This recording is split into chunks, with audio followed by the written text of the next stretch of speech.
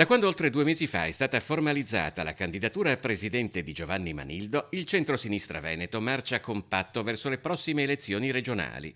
Al momento è una marcia solitaria, senza avversari, vista l'assenza di un candidato nel centrodestra, ma soprattutto una marcia senza ancora una data del voto. Questo è molto grave, io chiedo a Zaia di indicare il giorno del voto intanto, cioè i veneti ancora non sanno quando andranno a votare e questo è un problema. Il centrosinistra ha già un candidato in campo da mesi che sta già battendo palmo a palmo la regione, un'espressione del territorio con una coalizione molto coesa. Il centrodestra sta ancora litigando. I problemi del centrodestra non riguardano né preoccupano il centrosinistra, ma si trasformano in problemi di tutti se diventano il motivo per cui si tarda a stabilire la data delle elezioni. È scorretto, e il problema è che loro antepongono gli interessi della loro coalizione a quelli dei cittadini e dei veneti, che invece hanno tutto il diritto di sapere quando si fa il voto e di saperlo anche velocemente, anche le forze politiche per potersi organizzare. Stiamo vedendo anche in questi giorni che le forze economiche, le categorie produttive del Veneto giustamente protestano perché rischiamo di andare di fronte ad un periodo in cui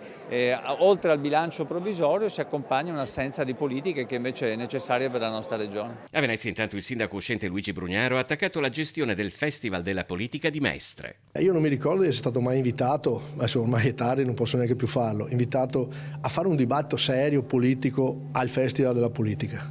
Mai? È una polemica che si basa sul nulla perché come adesso vi manderò la lista, è venuto tantissime volte, ha partecipato a molti incontri con l'ex ministro Orlando, col direttore Cerasa del Foglio un paio di volte, faccia a faccia col sindaco Nardella in piazza Ferretto, con tutti i sindaci veneti e poi ancora la presentazione dell'M9 fatta promossa dal festival, insomma sono tantissime le occasioni in cui il sindaco è stato presente, probabilmente ha perso un po' la memoria.